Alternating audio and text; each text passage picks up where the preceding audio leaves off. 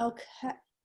Okay, hello people. Welcome to Virtual Balticon 54. And this is Panelist Star Wars, the Saga Ends. And this is a roundup panel. We've had all 9 movies. They're all in the can. We have seen them all on our screens. So it's a good chance to discuss what we actually think now it's all over. Only to continue in perhaps other formats and other ways. And I am Jennifer R. Povey. I am a writer of science fiction and fantasy, and the first movie I saw in theatres was Empire Strikes Back.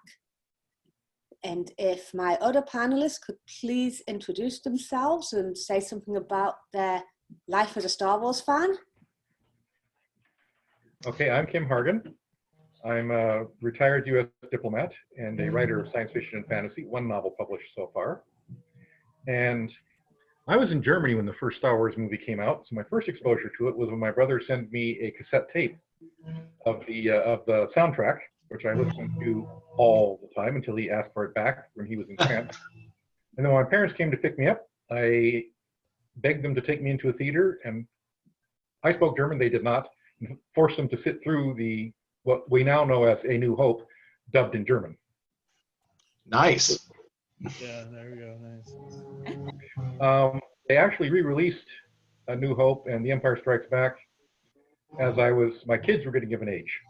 And so I took them, and they learned to hum the themes and play with the Star Wars figures.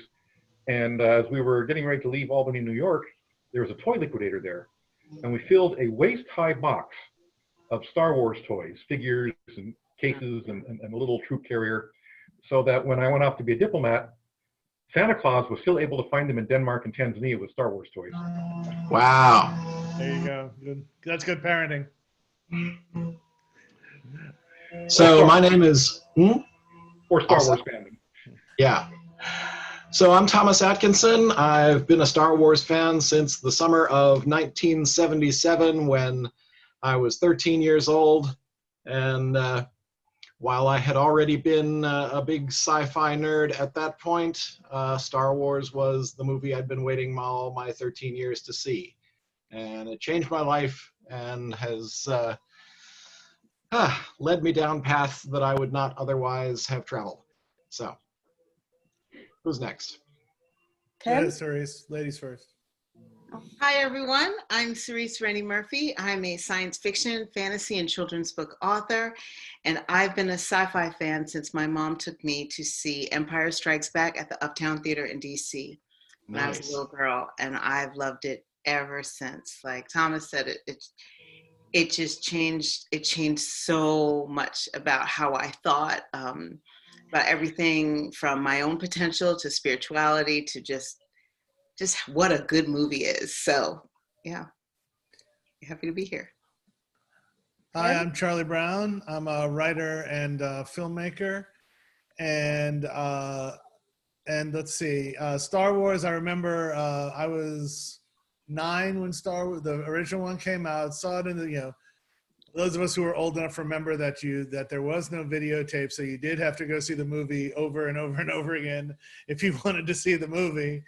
Over and over and over again. Yeah, and I have another big confluence. Tomorrow, May 25th, is my birthday, and so on my 15th birthday, I did stand in line with everybody else to go see Return of the Jedi in America, and that's May 25th is one of the big days in the Star Wars release universe, and so yeah, that was a big day for me to be able to not only turning 15, which was in Louisiana at the time, you could get your driver's license, but also to be able to, after seeing that first show, being able to drive to the mall to be able to see it 4 or 5 more times. So yeah, so Star Wars is definitely a big. I think anybody who saw those first 3 in the theater is going to have mostly fond memories of it. There's certainly the deniers, but yeah. I was able to squeeze Return of the Jedi in before going off to play Indiana Jones in the jungles of Belize when I was a graduate student in archaeology. But I had to go in. I had to go in and see it because it had just come out, and I didn't want to wait all that time in the jungle without having seen it. Right. Okay, so as a reminder to attendees, I should have said this first. If you could please put questions in Q&A, not chat, because if you put them in chat, they will disappear and I will not see them. You just scroll up the screen. They scroll up like that opening call, and I already see a very active chat room, which is absolutely awesome. Awesome. So my first question is, what did you love the most? Favorite character, favorite scene, favorite moment? What did you love the most about the saga? First. Oh man. I'll go first because I think this is an age thing. Since I was 9, like I said, when the first one came out, and so that following Halloween, my costume was Luke Skywalker. So when I was young, Luke Skywalker was definitely my, my role model. I loved Mark Hamill. I thought he was, But then as I got older, I really started to be more of a Han Solo guy, the dashing rogue. And so I think that is kind of it's one of the great things that the original trilogy did, is that it created these characters that both, that could appeal across the age groups and also across the races and across the classes and all that sort of stuff, because, we see Luke as poor, a dirt farmer, basically. We see Han Solo as a thief, So it was one of those things they did in the first ones, where they really, they set up this real world that was very, very relatable across many different cultures. Okay.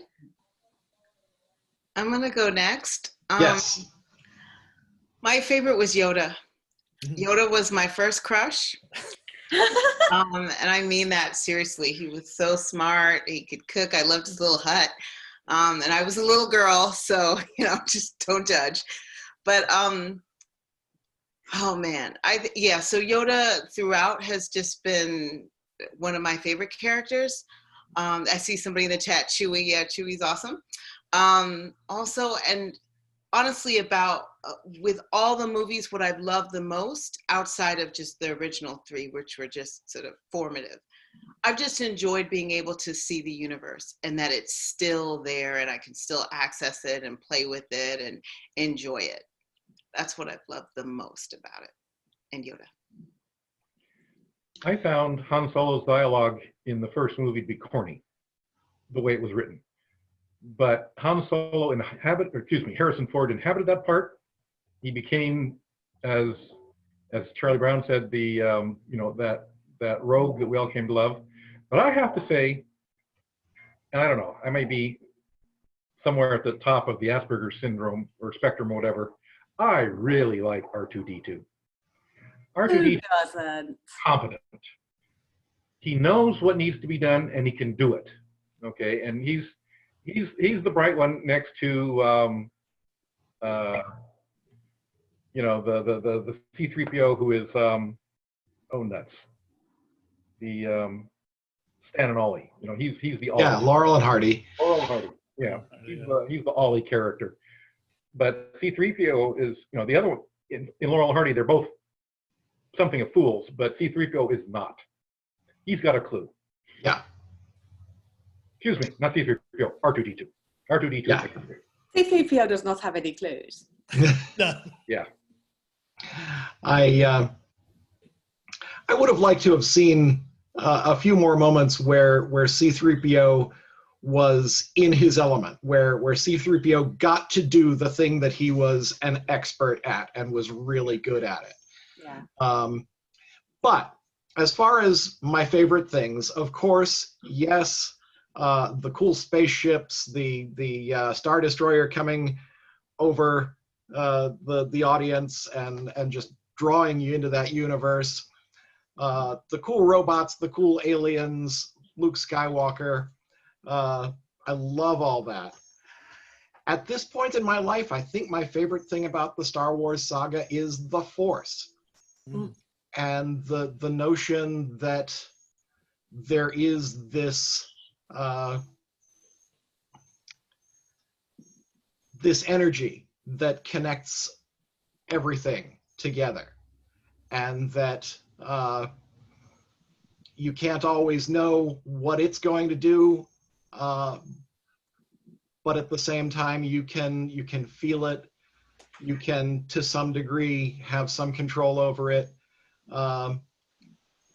That is, I think, the biggest thing that sets Star Wars apart from so many other sci-fi sagas and universes and whatnot. I just want to say something quickly about 3PO. The comedian Tig Notaro used to call her stepfather C-3PO because she felt he was a robot without any feelings. And then she later on said, wait a minute, C-3PO has the most feelings of everybody in Star Wars. So she was wrong. She said she was wrong. Yeah. So, and for me, there's also the revolutionary aspect of Star Wars. And Tom started to talk about this, and that is the production values. Yes. I mean, as good science fiction as the original Star Trek was, you know, they looked like movie studio, you know, painted walls, and you know, TV budget. You had to use your imagination to think they were really on a spaceship, and you know, and you went for the ensemble acting, and the exteriors were almost always someplace near LA. Yeah. I've been to a lot of the exteriors. Yeah. Yeah.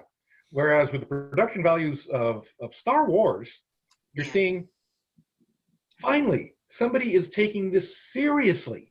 Somebody is taking this cinematographically. There we go. Seriously, real cinematography as part of the world building, and that was. I think a lot of people who went and saw that, because so much science fiction before that, science fiction filmmaking had been so tacky. You go see this and you're blown away. It's like going into the widescreen and seeing Lawrence of Arabia. Right. Yeah. It changed what we thought a movie could look like. Yeah. I mean, I think it was one of the parodies of Star Wars. I think it was Hardware Wars that had the little notation filmed on location in space. Yeah, Hardware Wars. Mm. Well, before I move on, I will say that my moment, and it is literally a moment thinking through all 9 movies, the one thing that stands out in my memory the clearest is that moment during the final attack on the Death Star in Return of the Jedi, where Luke turns off his targeting computer. Well, in the original Star Wars, you mean? Yeah. The first movie. Yeah. Yes. Yes, that moment when he turns off his targeting computer in there, that moment of vulnerability. Yeah. Meant so much to me. But and I will come back to that. Yeah. But go on. I'm going to move on to, how about the ending? What did we think to that ending? I'll go first on this because there's a lot of disappointment in the world in general. I mean, but I know that a lot of people were disappointed, and I think a lot of people, maybe this is nerd culture, maybe this is movie culture, I don't know. I think there's the problem that we have right now in our society is everything needs to be either an A or an F. Yeah. And I don't think we can handle a C+ film anymore. And that's the problem with the last trilogy, is that there were a bunch of C+. That they had a lot of fun stuff in it. I walked out of it, I was like, hey, they did this, they hit all these points. I was happy. And then I went to the internet and I found out that I should have been mad. Or just so, you know, and again, I watch a lot of films. You know, I'm a former film critic, I'm a filmmaker. I watch 4 or 5 movies a week. And so I can, you know, it's a C+. It's okay. We didn't need, you know, would I've liked a home run? Yeah, we got a single with an RBI. Yeah, I wish that I could allow myself to form my own opinions without letting the opinions of other fans affect me. when I left the movie theater after seeing The Last Jedi, I thought to myself, well, I think that was one of the better Star Wars movies. I had a few quibbles, and then I went home and I got on the internet and I saw how people absolutely hated it. And all of my quibbles just evaporated. It's like, nope, A+. Nope, this is great. I love this movie. I do that too. Well, Yeah. I don't pay attention to other people's opinions and what they see on the internet. I don't even look at that. Too busy with other stuff. Yeah. I did walk out of the Rise of Skywalker disgruntled, and I had to think. Visually it was great. It was fun, but walking out, I went, there's something wrong with this picture. And as a storyteller myself, and having looked over the span of all the Star Wars, I said, there were too many boo popping out of the closet, like Rey is the Emperor's granddaughter. I mean, was that even foreshadowed anywhere? And where's Palpatine been hiding all this time? Where's the story? And if he is behind setting up Snopes, in the first movie, how did that happen? Where did it all go? And as I thought about that more, and again, considering the tragedy of the passing of Carrie Fisher, I thought, well, as reading the stuff people were saying about the fact that he started with the middle trilogy rather than 1 through 3, he started with 4 through 6. My understanding was that Lucas looked at the resources he had and the resources that would be required to make the movies. The first ones were set on highly technological, megalopolis planets with all sorts of stuff, whereas the simple farm boy, as was it Tom pointed out, simple farm boy in a simple desert sort of farming landscape, that he could handle, that he had the technology for. And so he strategically started with that. Now, with the final trilogy, and again, sorry, sad that Carrie Fisher passed, but can you imagine making this final movie with an 85-year-old Harrison Ford and an 82-year-old Mark Hamill and Carrie Fisher? They probably wouldn't be up to what they did for us. And so I think, yes, he gave us the end of the saga, but it was the end of the saga. I mean, the rebellion of Rey's parents against the Emperor that took them off and got them killed, et cetera, et cetera. Those are all stories that are yet to be told. But if you had waited to tell them, then the people you needed to have, again, strategic choice, the people you needed to have for this final trilogy, you'd have to CGI them. You couldn't actually have the actual actors. And so I understand, and so now I'm waiting for the rest of the story. But and presumably once the rest of the story is told, then everybody will find the final trilogy much more satisfactory. But as it stood, there was just too many plot holes, too many things that jumped out and go, what? Where did that come from? Has Cerece had a chance to talk? No, I was just going to call on her. Thank you, Thomas. Yeah, don't worry. I'm going to jump in. Thank you. Compared to the prequels, I thought these were pretty good. The first trilogy? So I think that, were they wonderful in every way? No. Did they remind me of the original 3? I don't think, there's something about capturing the imagination and love of a child. I am older, and so I don't know that anything could capture me like that. There were things that I liked and things that I thought, wait, what? And certainly as a storyteller, you start to see, we understand foreshadowing. We know you can't just pop it up in the middle. But I think that's a larger problem of a lack of planning. Even between the prequels and the last 3, it's like, I understand you got different directors and this, that, and other, but there's a story we're telling, guys, and you kind of can plan that out. But ultimately, was it the worst thing I've ever seen? Absolutely not. There were parts that I liked, and there were parts I was like, with the last one, my expectations, I'm a Game of Thrones fan. my expectations were low going into the Rise of Skywalker. So I was pleasantly surprised. And I didn't get online because everybody's entitled to their opinion and they should have it, but that doesn't have anything to do with mine. But, you know, I just think, yeah, it was a mixed bag, and that's ultimately, I'm just grateful to be in the universe. Whenever they throw Star Wars up, I'm gonna see it. You know, it's just, it's okay. It's okay, but no, I didn't love it, but that's fine. Well, one quick thing, Jennifer, if you don't mind. When I saw, as much as I like Rian Johnson as a filmmaker, and I've enjoyed almost all of his films. Yes. Before that, and I do like the Rise of Skywalker from both.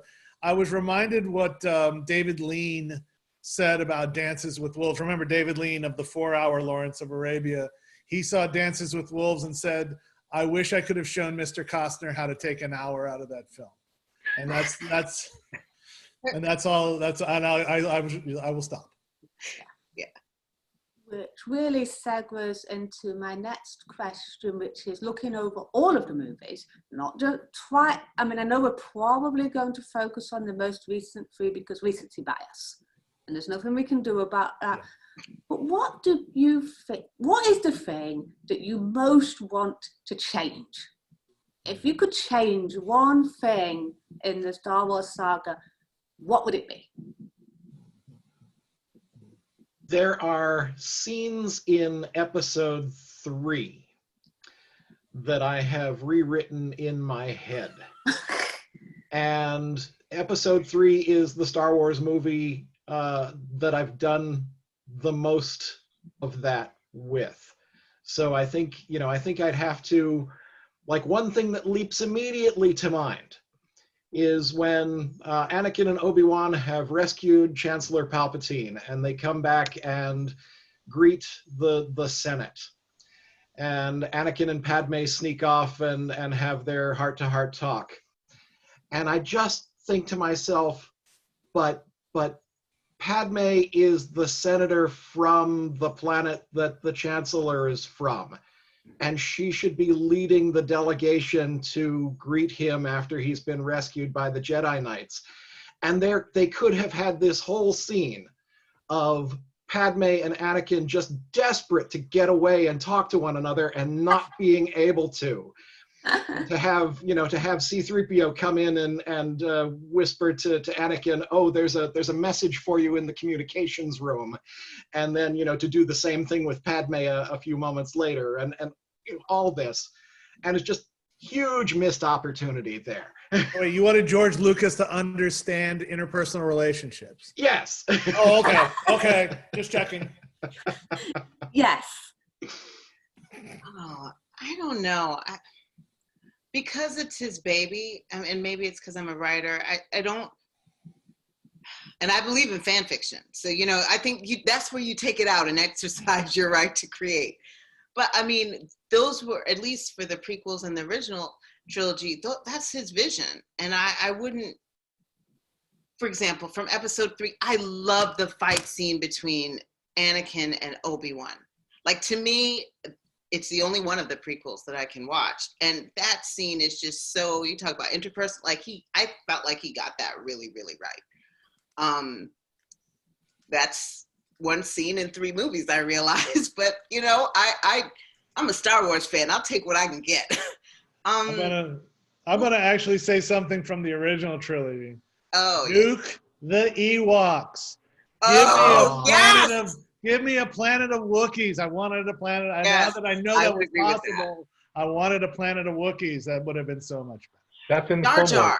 I would have nixed Jar Jar. Oh, well, everybody would have nixed Jar Jar. No. Yeah, that's a low-hanging fruit. No. I like the progression of Anakin Skywalker in the Clone Wars, the 5-season Clone Wars series. And we see how he gets there. The problem with him in movies 1 through 3 is, and again, for the age he was supposed to be in the first movie, I'm not sure you can get a child actor to do any better than what was done, but still, one could always wish. But in the other 2 movies, he comes off as mopey and angsty and or angsty, and not as centered as and maybe that's the problem, but as centered as a Jedi should be. But you see the development that takes him to where he goes much better in the Clone Wars because they have the time.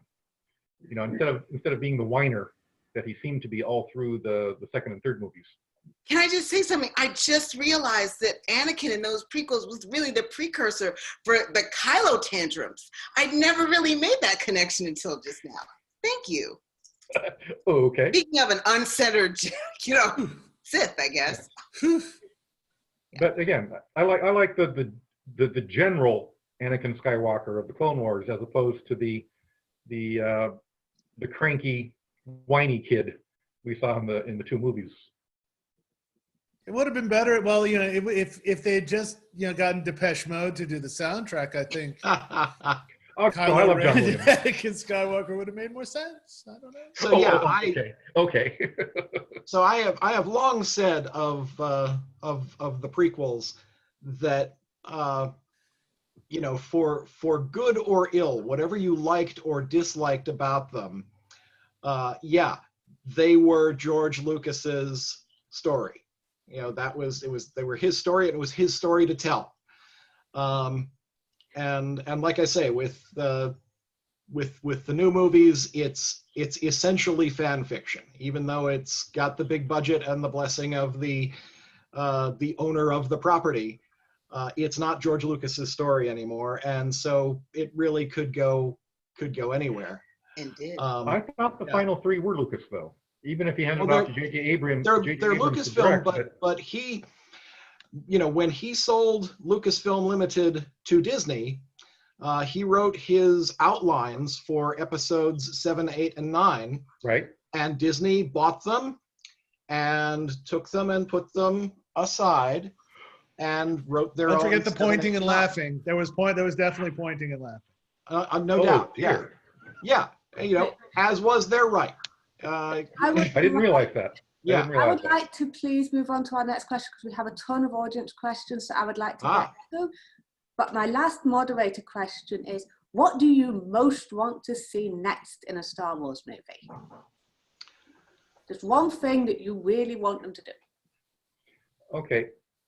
Maybe not a movie or set of movies, but again, I've watched all the Clone Wars, and I watched about half, which show Anakin's development, and I've watched half of Star Wars Rebels, which shows us continuity from the end of movie 3 to the development of the rebellion. Okay. How that starts to come together, and how we actually see Leia turn up once or twice as a sympathizer, and again, it provides that continuity. Now, having seen the last 3 movies and all the plot holes that need to be filled, I want to see the series that show us what Palpatine was doing in the background, how Rey's parents got away, what sort of things Rey was like as a little girl, so that, Rey, you are my granddaughter. We actually understand that. So I'm hoping that that's in the works out there to fill in, so that we have the beginning and the end point of the saga. I want all of the storytelling in between that needs to be there. Okay. I think there's rich. I'm sorry. Go ahead, Tom. You go first. Well, I just want to say that I want to go someplace else entirely in the Star Wars universe. I want to see things that we haven't seen. And I want to see times that we haven't seen. I'd like to have a movie about the Old Republic when the Jedi were at their height. I'd like to see a movie about before the Old Republic, before the Jedi. Any number of things. Okay. I think that's an interesting idea to almost kind of have a Star Trek within a Star Wars. Where we go and we have somebody, this could be my saying is that the rebels are going to now be the government, and that's hard. It's much easier to be the rebel than it is to be the government. And so they've got to they're going to have all these little fires everywhere, so they could have that one, spaceship or what that's going out from planet to planet, trying to put out all these cultural fires. Like you could have a Star Trek in the middle of Star Wars, and I think that could be pretty cool. I agree. I'd like to see something new. I mean, I loved Solo, and I loved Rogue One. So just take me somewhere else. You know, I think I need time to recover from what we've seen. So just take me somewhere new where I don't have to start questioning and comparing. Just take me someplace. Oh, apparently, according to the chat, what I just said was done in the 90s. So ignore everything I said. Yeah. Doesn't mean it can't be done again. One last point is that with all the movies and TV shows and everything else, and novels and whatnot that's been set in the American Old West, you know, it's a big playground that lots of people can play in. With Star Wars, Lucas has given us, he's done the world building, and he's created a space much vaster than the American West. So as Cerece said, you know, let's go out, and again, Tom and Charlie, you know, talking about before and after. There's all this space there, you know, let's go out and play in it. Okay, I think that's a very good thing. I'm just going to say I am totally looking forward to whatever Taika Waititi chooses to do. Whatever he chooses to do, I'm there. Yes. So I'm going to move to audience questions now. And the first one is from Alec. Now you can see it anytime on your TV in quality better than VHS, but is 4K close enough to the cinema experience? Absolutely not. I think I have not seen the home theater to compare with the cinema experience. I like seeing movies that you know, there are movies that are fine on TV. And there are movies that you really want to go see on the big screen. And I love seeing Star Wars movies on the big screen. Yeah. Something that's actually, you know, you get sitting across the room from a television set is actually about the same as looking at a tablet. Whereas in the cinema, it's off beyond the edge. You actually have to turn your head sometimes a little bit to catch the whole thing. And depending on what your home theater setup, when I went in to see Return of the Jedi, I'm turning my head because they've got surround sound, and in the Ewok forest you're hearing birds and things traveling from behind you to beside you and all of that. And again, unless you really invested in a totally expensive screen and sound system, you don't get that at home. Okay. I will just say this: anytime it shows up in the theater, I own all the movies, and I run to the theater to see it. I'm only hoping that, I'm sorry, Cerece. No, that's all right. I'm only hoping that 4K is pretty good because I just bought a 4K camera and I hope people want to see my movies. There you go. Somebody is in the chat here and says, I think I'm done. I'm not really feeling the need for any more Star Wars. And there's part of me that kind of feels the same way, in that at the end of episode 8, at the end of The Last Jedi, I said, now I know there's going to be an episode 9, but if something happened and there was never an episode 9, I'm happy with this as an ending. Episode 8 ended on a hopeful note. Okay. You know, it had Luke being a huge hero. I loved it. I would have been cool if it had been left there. Okay. And you know, I'm always happy to see more new Star Wars, but Star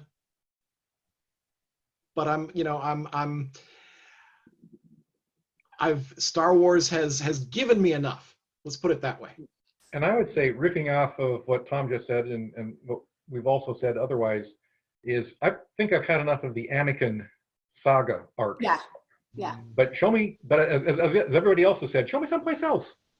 Show me, you know, and particularly during the height of the Jedi, with the Jedi serving as, I don't know, police, detectives, whatever, and going into weird and bizarre things and having to solve it. Yeah, let's see some of that. But you're right. I'm done with the Skywalker saga part of Star Wars. So our next audience question from John, and I will also take answers in chat on this if anyone who isn't on the panel happens to know. About a year before Star Wars first came out, there was a short teaser I saw in the theater. It just showed a dark object spinning past with a field of stars behind it. Then the text, Star Wars coming soon. I've never seen it since or even heard about it. Does anyone know anything about it? Nope. I think I've I heard wasn't it in the USA, mentioned, so. but That does not really ring a bell. I would have to go Googling about and asking the folks on the Rare Star Wars historical things. I Facebook. think all the answers, that one was answered in the Star Wars Christmas special, so go watch that. oh, don't do that to people. No, that's Don't a do that Christmas to people. tradition. I love What's the camp. Rickroll I egg? love camp. I watch Star Wars Christmas special every December 23rd. I love it. I love it. Yeah, Glutton for punishment. I'm trying to remember anything about that from the documentary on the making of the first trilogy, and I can't remember that. So sorry. Yeah, I thought that did seem very obscure. That's why I said I was opening it to anyone who might have an answer. Okay, so our next question, we have a Tracy here who appears to be a fan. Thoughts, anyone, about the incomparable Alec Guinness as Obi-Wan? Well, he was incomparable, wasn't he? He was one of the big names that they brought on board to sell Star Wars to audiences who didn't know what the hell this thing was. The big name. And my mom was a huge fan of Alec Guinness, and she loved him as Obi-Wan. I've been going back and watching the 40s and 50s and 60s movies. Is it the Cornet? Kind Hearts and Coronets. Kind Hearts and Coronets, the Lavender Hill Mob, the original. Dr. Zhivago. The man in the white suit. I mean, that's what people forget because he's so serious in Star Wars. He's one of the greatest comic actors of all time. Oh. And as we know, comedians tend to be the best dramatic actors too. And that's part of the reason why Guinness worked so well. Is because he had that twinkle in his eye. Yeah, he was serious, but he still was like, had a little Santa Claus thing to him. My understanding was that he was sort of there against his will. He didn't really believe in it, didn't think it was going to do anything, didn't really get a science fiction movie sort of a thing.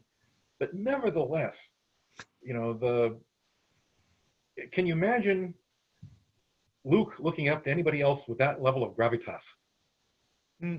Even as a comic actor he had been, as a British stage actor, the gravitas he was able to bring, that Luke of course would look, this was the man that Luke of course would look to as his mentor. Right. Yeah. Let's give a shout out to Peter. Once he'd appeared, who else could it have been? Let's give a shout out to Peter Cushing too. Yes. I've been watching a lot of Hammer horror lately, and Peter Cushing is tremendous. And the only guy who could control Darth Vader, the only real guy who could control. Yeah. Grand Moff Tarkin, yeah. Yeah.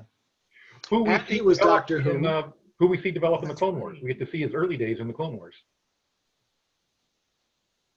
Okay.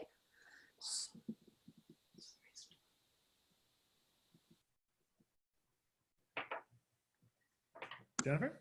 Yeah. Next question. What is everyone's favorite Star Wars parody? Oh, that's easy. Spaceballs. Hardware May the Force wars. be with you. Family Guy.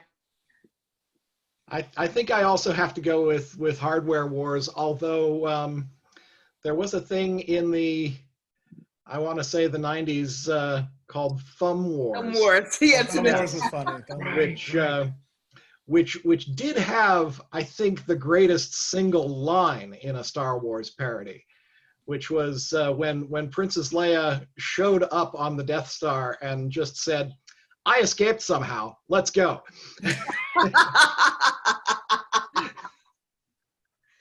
Oh, well, I guess nobody saw the Family Guy parody, but I'm not a big Family Guy Oh. guy. I'm not now, but they did a Star Wars parody. Oh, they were a lot of fun. I No watched it. question about that. Yeah, a long time ago. But yeah, I love when Peter's character says to the Han Solo, "Don't get penisy." Yeah. when he's fighting the edit up, whoever. Yeah. Good God, man. It's funny.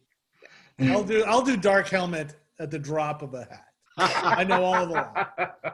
So somebody pointed out, and I don't know how true this is, but somebody said that when Rick Moranis is in the Dark Helmet suit with the mask down, that what he is actually doing is his impression of David Prowse as Darth Vader. That if you listen to, if you find recordings of David Prowse before he got overdubbed by James Earl Jones, that's what Rick Moranis is yelling. Oh, wow. Oh, that's interesting. Oh, That's my. deep. That's Yeah. deep. Wow. Okay, I do not know how this works technically because we have a raised hand, which is somebody who can't use the Q&A. So I'm going to see. The technician should be able to put them in for you. Yeah, I can't work out how to do this.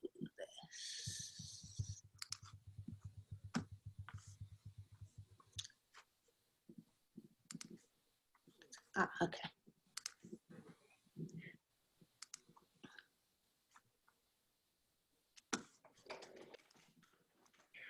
Oh, that's right. Talking about playing in the Actually overall figured out sandbox. the Q&A I thing. figured it out. Okay. Evan, what's your question? So my question is, I put it up in the chat as well. Do you think they will mix Avengers and Star Wars after Avengers Endgame? Thank God, I you, hope Patton not. Oswalt. Good Lord. Why? I despise mashups and crossovers like that, and I If they can get away with it. free to do whatever they want. But Save it for the comic books. Save it for the comic books. Yeah, And unfortunately, I did start reading the Darth Vader comic book. There is a character in there, the Dr. Ophira or something like that. We'll never see her movie, and she is it's a really great character. I highly recommend the Darth Vader comic books. yeah, is that Dr. Aphra? Dr. Aphra, yeah. Yeah, really popular Great character with the Great fans. character. Yeah. Talking about playing in the Star Wars universe, I've not sat and watched enough of the series, but there is one TV series about a family of junkers, going out and wreck stuff and building it together into new modern stuff, and it is a Lego TV series. Oh, okay. Yes, the Lego Star Wars things. Well, the whole Lego Star Wars phenomenon, from the toys to the video games, where yes, Chewbacca can pull people's arms off because they're little plastic arms on hinges, and the spaceships explode, and they explode into showers of Lego bricks, and it's just hysterical. That's the adaptation, but there was actually a separate series set in that universe. Yes, there have been some Without Jedi and anything. TV. I don't know if they've all been specials or a proper series, but they've been a lot of fun. It was a series. Hopefully we can talk about the ephemera in the last couple of it, because there's a lot of weird ephemera, like the Christmas special and such. Okay. Back to that, huh? Okay, our next question. Linda has some feelings. Here's her question. I enjoyed The Last Jedi and felt it didn't need a follow-up. I found the third film disappointing. Why did they bring back Palpatine and make him Rey's grandfather? That negated the entire second film as far as I was concerned. What did you think about that? So I understand your feelings. That's what I think about that. yeah, I feel largely the same way, although and this is something that I wanted to address in this panel, is that a lot of the things that I didn't like about The Rise of Skywalker were often exactly the same things that I did like about The Rise of Skywalker. I thought the movie did an incredibly good job of hedging its bets, because I really dislike the idea of Rey Palpatine. But if I want to believe that Palpatine, whatever he was in The Rise of Skywalker, if I want to believe that he lied to Rey and that she was not really his granddaughter, there's enough wiggle room in that movie for me to believe that. And there's a lot of stuff like that in that movie where they say this, but you know, if you don't like it, the movie is ambiguous enough on a lot of points that you can just say, well, you know, that character said that, but that might not be the whole truth. And we know that Palpatine lies.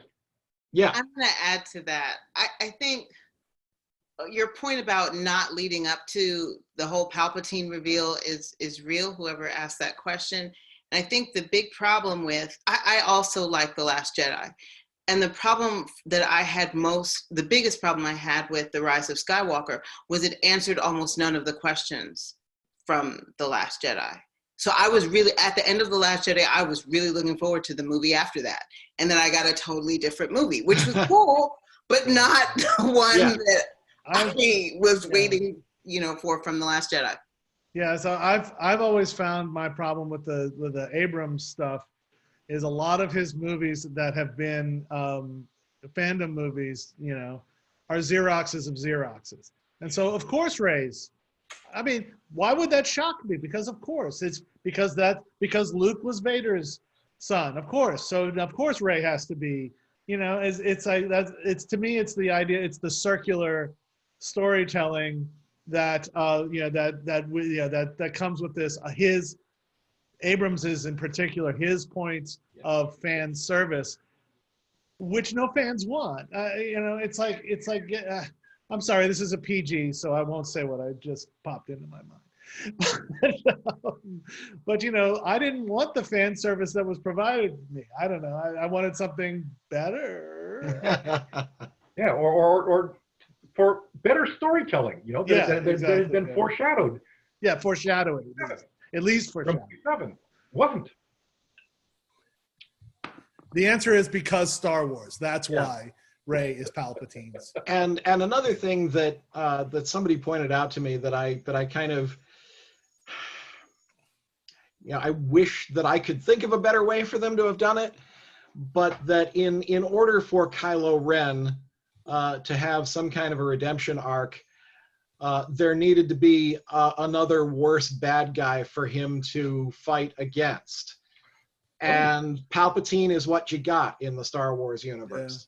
Well, but Palpatine then runs the entire arc from the first movie to the last movie. So, you know, why not? Even if you don't see him in 7 and 8, he's there behind the scenes. Yes. Well, that's what happens with poor planning. Yeah. I mean, if you're thinking about a story arc, not just a character, but a story arc, then you know you need to set up bad guy in, you know, 7 so you get to, or 6 so you get to, you know, whatever. But we 9, do that. No story arc, Randy. No story arc. So or you switch directors and we got continuity in the story arc breaks up. Right, exactly. Okay, we are almost out of time. I sincerely apologize to the people whose questions are still sitting in Q&A. I at least will be on the Discord afterwards to answer questions that we didn't get to. If my panelists could please give their final thoughts and something, your book, where you can find you, whatever, real quick. Oh man, thank you for sharing this universe with us. Good, bad, ugly. I'm a Star Wars fan for life. So it's good to be talking with you guys about a series I love. Yes, indeed. Star Wars, we will have with us always. Because as my husband pointed out, back before there was an episode 1, Star Wars made a ton of money, and that kind of money cannot be controlled by one person. And as much as George Lucas said there were 3 Star Wars movies and that's it, he knew that there were going to be more, and now there have been more and there will be more. So some of them will be great. Even When Disney, go ahead, Kim. Okay. Even with the ups and downs that we've discussed, it was revolutionary. And you couldn't make a science fiction film after that didn't didn't strive to reach the same sort of production values. Science fiction overall from Hollywood and the rest of the world just got so much better. And in production. yeah, Stories, when sometimes Disney, whoops, schlocky and whatnot, but Yeah. just overall as a genre, as a film genre, science fiction filmmakers just had to do better after Star Wars. Charlie? So when Disney reopens, go to Star Wars land. I've been to LA. It's the greatest. You really get to feel that you're walking around in the world. It's great. And happy Life Day, everyone. Nice. So one last thing, I'm an author. Look for me, Kimberly Hargan, on Amazon.com, and you'll find my one novel so far. All right.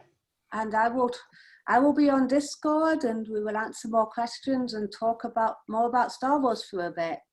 Thank you to my panelists. Thank you to our wonderful and potentially global audience. You are all awesome. Thank you all. Thank you all. It was great.